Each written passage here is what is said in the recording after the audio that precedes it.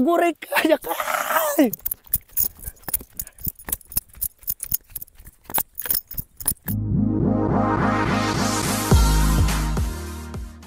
Hello everyone! This is Ilocanong Baklush. Ayan, so itutur ko kayo guys sa ating nabiling lupa guys, sa ating pagsusumikap sa pag-vlog. Ayan, so nakabili na rin po ako ng lupa. Ayan.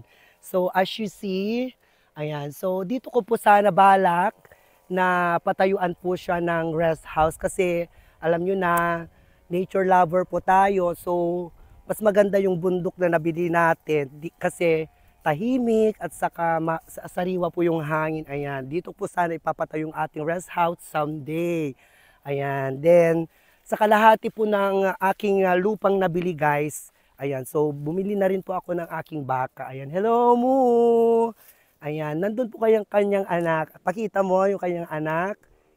Ayan, so iyon po yung kanyang anak guys. So dito po sa kalahati ng aking nabiling lupa guys is balak ko sanang yung kalahati dito is yung parang farm siya ng different kinds of animals. Ayan. So, dito naman sa medyo bulubundukin niyang parts is the ating rest house. Ayan.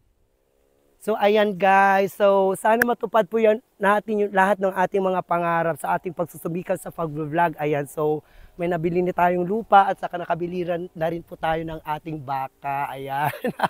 Nga po sa ating pag-vlog guys, ayan, so nakabili na tayo ng kahit na konting lupa natin, then mga baka na ating aalagaan dito sa ating papatayo dito guys. So napakasaya ko po. Uy, nantan yung bagay niya kong bakan. Ala, adat ni mang kardingan.